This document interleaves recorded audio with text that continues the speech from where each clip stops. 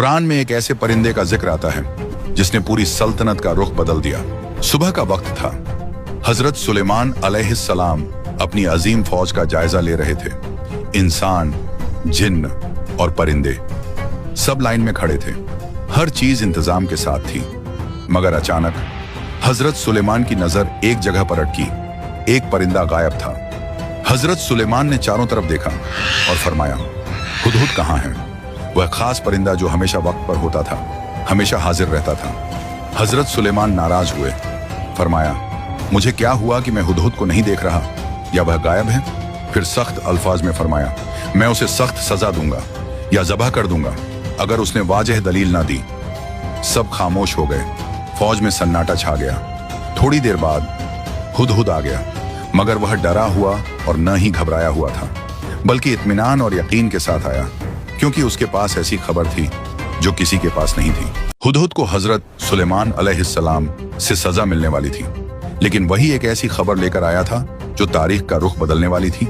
उसने कहा, ऐ बादशाह, मैंने वो देखा है जो आपने नहीं देखा।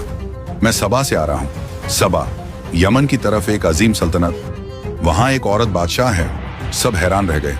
औरत और बादशाह? हुदहुद ने तफसील से बताया। उसके पास अजीम तख्त है। हजरत सुलेमान ने पूछा, कितना अजीम?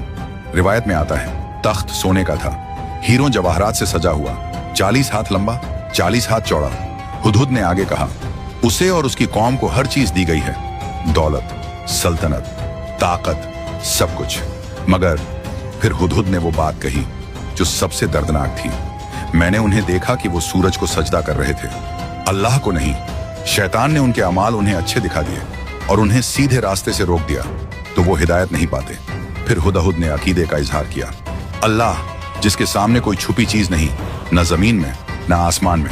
हजरत सुलेमान सोच में पड़ गए, ये कितना बड़ा फितना है।